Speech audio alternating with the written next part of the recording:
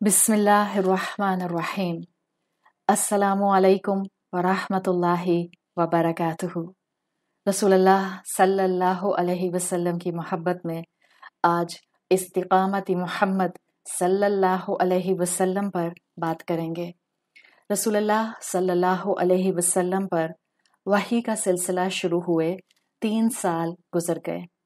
फिर अल्लाह ताला के हुक्म पर जिब्राईल अलैहिस्सलाम आए और उन्होंने रसूलुल्लाह सल्लल्लाहु अलैहि वसल्लम को गाइड किया कि अब आपको ओपनली मक्का में इस दावत को आम करना है। आप सल्लल्लाहु अलैहि वसल्लम सफ़ा की पहाड़ी पर खड़े हुए और आपने लोगों को निदा लगाई। जब लोग जमा हो गए तो आप सल्लल्लाहु अलैहि वसल्लम ने फरमाया कि अगर मैं तुम लोगों से कहूँ कि पहाड़ी के दूसरी तरफ से एक फौज तुम पर अटैक करने वाली है तो क्या तुम सब लोग मेरी बात मान लोगे? सब लोगों ने कहा बिल्कुल, हम आपकी बात पर ट्रस्ट करेंगे, इसलिए कि आप कभी भी झूठ नहीं बोलते। उसके बाद रसूलुल्लाह सल्लल्लाहु अलैहि वसल्लम ने उन सब लोगों से कहा कि मैं तुम्हारी तरफ अल्लाह का भेजा हुआ रसूल हूँ और मैं तुमको तौहीद का पैगाम देने की तरफ दावत देता हूँ। इन आइडल्स की वर्शिप छोड़ दो और सिर्फ एक अल्लाह की इबादत करो। इस क्राउड के अंदर आपके चचा, जो आपके सगे चचा थे, अबू लहब, उन्होंने बुलंद आवाज में ये सुनकर रसूलुल्लाह सल्लल्लाहु अलैहि वसल्लम को कर्ज किया और कर्ज करने के बाद जब इस अंदाज से रसूलुल्लाह के साथ इंसल्टेड वे में बात की तो पूरा जो क्राउड था वो डिस्पर्स हो गया।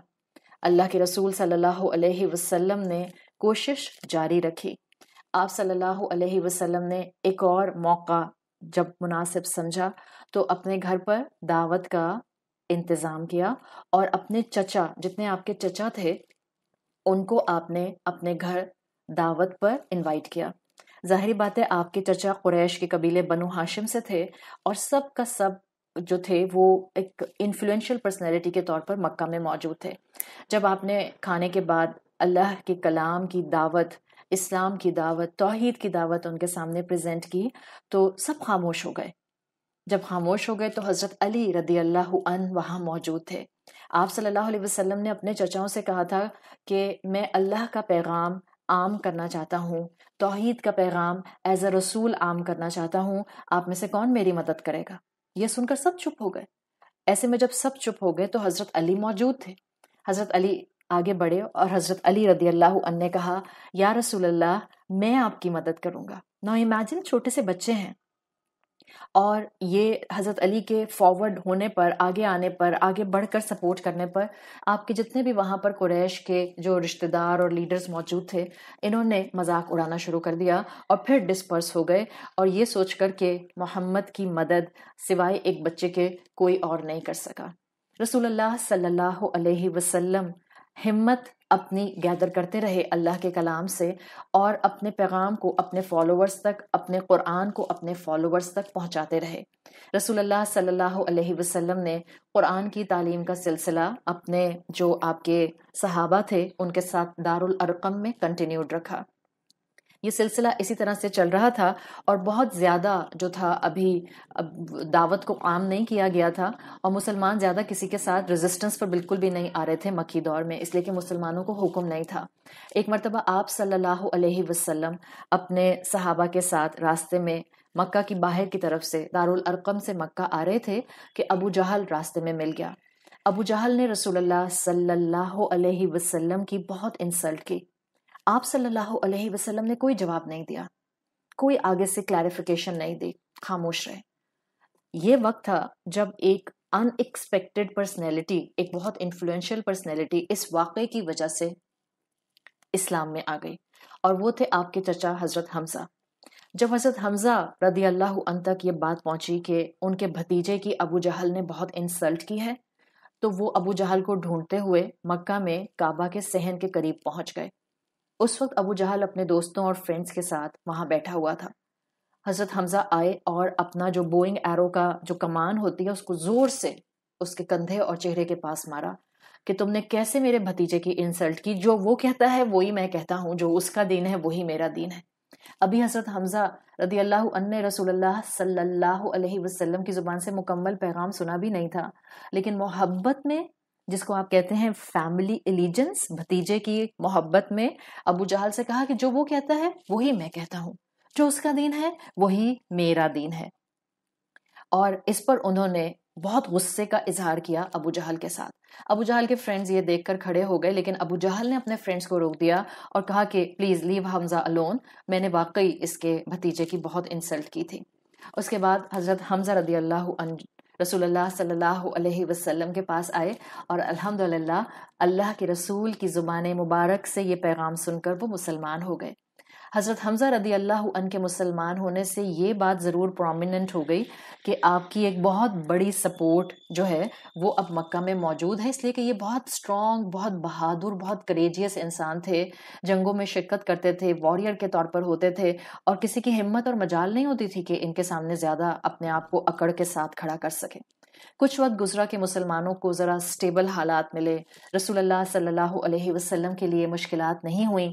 پھر قریش کے لیڈرز نے جب یہ فلو دیکھا کہ آہستہ آہستہ لوگ مسلمان ہو رہے ہیں، وہ آپ کے چچا ابو طالب کے پاس آئے اور ان سے کہا کہ جا کر اپنے بھتیجے سے کہیے کہ جو بھی ہے، جو بھی کرنا چاہتا ہے خاموشی سے کرتا رہے، ہم کچھ نہیں کہیں گے، لیکن ہمارے آئیڈلز کو کچھ نہیں کہے. ابو طالب جو تھے وہ اس پر خاموش رہے. تھوڑے دن کے بعد پھر قریش کے لیڈرز ابو طالب کے پاس آئے اور اب کی دفعہ انہوں نے کہا کہ دیکھیں، آپ اور آپ کے بھتیجے کے ساتھ اب ہم جنگ شروع کر دیں گے، لڑائی شروع کر دیں گے، اگر آپ کا بھتیجا اس سب کو کرنے سے باز نہیں آیا جو وہ کرتا ہے، ہمارے آئیڈلز کو برا بھلا کہتا ہے. اب یہ سن کر ابو طالب پریشان ہو گئے، اس لیے کہ وہ نہیں چاہتے تھے کہ انڈر ہز نوز ان کا قبیلہ آپس میں سول وار شروع کر دے. یہ اس واقعے کے بعد وہ رسول اللہ صلی اللہ علیہ وسلم کے پاس آئے اور اللہ کے رسول صلی اللہ علیہ وسلم سے کہا کہ دیکھو، مجھ پر اتنا بوجھ ڈالو جتنا میں برداشت کر سکتا ہوں.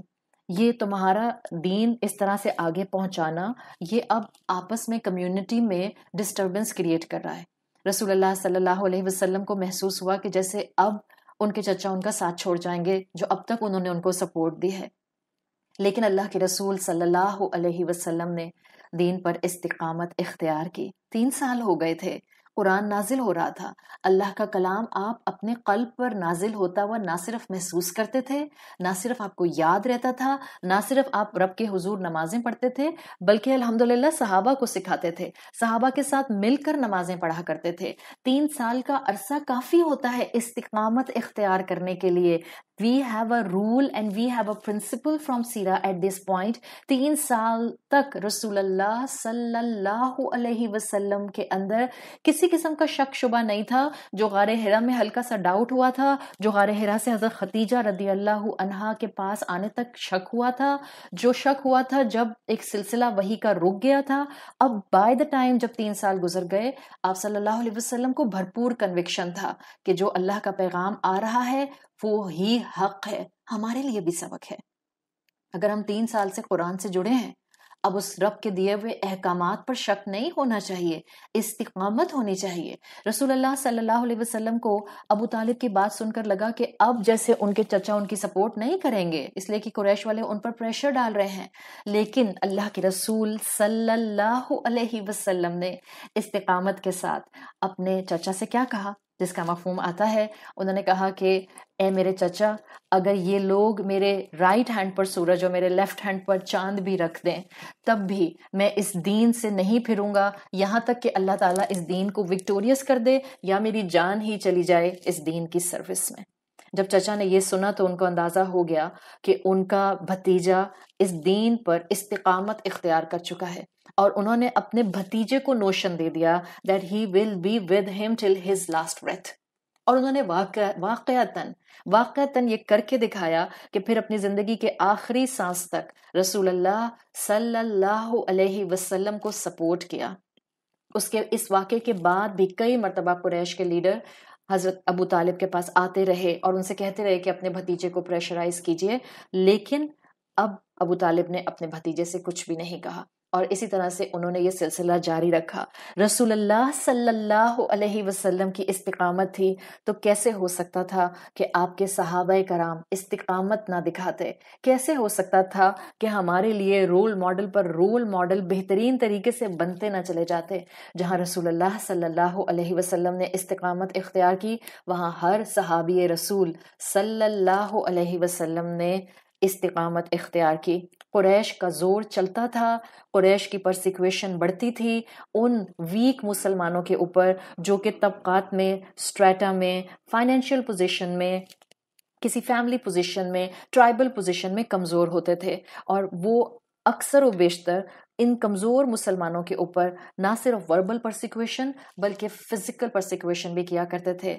ہم نے بات کی تھی کہ حضرت بلال ابن رباح حضرت ابو بکر صدیق رضی اللہ عنہ کی دعوت کے اوپر، اس انسینٹیو پر مسلمان ہونے کی طرف بڑھے تھے.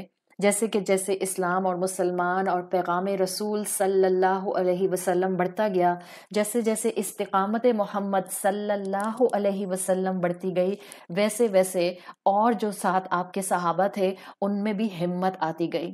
حضرت بلال رضی اللہ عنہ اور ان جیسے وہ غلام جو رسول اللہ کے پیغام پر لبیک کہہ چکے تھے، ان کے مالک جو کہ نان مسلم تھے، قریش تھے، اور ابھی تک اسلام کی دعوت کا رخ نہیں کیا تھا، انہوں نے مسلمانوں پر ظلم بڑھا دیے.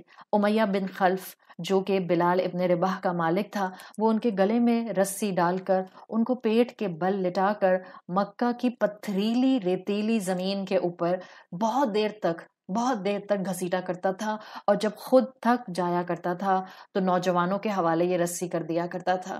اللہ تعالیٰ نے بلال ابن رباح کی مشکل آسان کی، اور حضرت ابو بکر صدیق رضی اللہ عنہ نے امیہ بن خلف سے بلال رضی اللہ عنہ کو آزاد کرا دیا. ان کو پہلے خریدا اور پھر ان کو فری کر دیا. امیہ بن خلف نے جب قیمت بتائی حضرت بلال کی، حضرت ابو بکر نے ادا کر دی، اور امیہ بن خلف کو حیرت ہوئی کہ اتنے کمزور غلام کے لیے اتنی بھاری بھرکم قیمت ادا کر رہے ہیں. وہ جانتا نہیں تھا کہ حضرت ابو بکر اصل میں جو قیمت ادا کر رہے ہیں وہی تو اصل ویلتھ ہے، جو کہ ان کی اپنی ہے، جو کہ جمع ہو رہی ہے، جو آخرت کی کرنسی بن رہی ہے، جو ان کے کام آئے گی. تو یہ وہ سلسلہ تھا، یہ وہ ٹائم پیریڈ تھا جہاں رسول اللہ صلی اللہ علیہ وسلم کا محبتوں کا امتحان ہوا، خاندان کا امتحان ہوا، تو اللہ کے رسول کے صحابہ کا بھی ہر طرح سے امتحان لیا گیا، لیکن انہوں نے استقامت شو کی. ہمارے لیے آج کے اس لیسن سے سبق یہ ہے کہ جہاں ہمارے رسول صلی اللہ علیہ وسلم نے اپنی زندگی کے ہر دور میں اسلام کو سمجھنے کے بعد یقین کی دولت کو سمیٹا ہے، مجھے اور آپ کو بھی اس اسلام پر یقین ہونا چاہیے، اس کے احکامات پر یقین ہونا چاہیے. جو یہ ہیں یہ فائدہ مند ہیں، جو یہ ہیں یہ میری دنیا اور آخرت کی بھلائی کے لیے ہیں. جو میرے رب نے اور میرے رسول نے مجھے حکم دیا ہے اس میں میری خیر ہے، چاہے مجھے اس کی حکمت نظر آتی ہے یا نہیں آتی. اور یہ بات بھی اس پیریڈ آف سیرت رسول صلی اللہ علیہ وسلم سے واضح ہوتا ہے کہ ہم آزمائے جائیں گے، ہم اپنوں سے آزمائے جائیں گے، ہم پر اپنوں کی آزمائش آئے گی. کبھی آپ کے اپنے آپ کو ہرٹ کریں گے، کبھی آپ کے اپنے آپ کی ایکسپیکٹیشنز پر پورا نہیں اتریں گے، کبھی آپ کے اپنے آپ کو وہ تکلیف دے جائیں گے کہ زندگی بھر آپ کے دل پر ایک زخم رہ جائے گا. ایسے میں اگر کوئی چیز آپ کو اخلاق پر، اعلیٰ ظرفی پر، استقامت دین پر اور دین کے کنوکشن پر قائم رکھ سکتی ہے تو وہ صرف اور صرف قرآن سے محبت اور رسول اللہ صلی اللہ علیہ وسلم کو فالو کرنا ہے. اللہ تعالی ہمیں بھی اس دین کے اوپر استقامت اور اس کا یقین اور اس کا کنوکشن عطا فرمائے. سبحانک اللہم و بحمدک نشہد ان لا الہ الا انت نستغفرک و نتوب الیک. السلام علیکم ورحمۃ اللہ وبرکاتہ.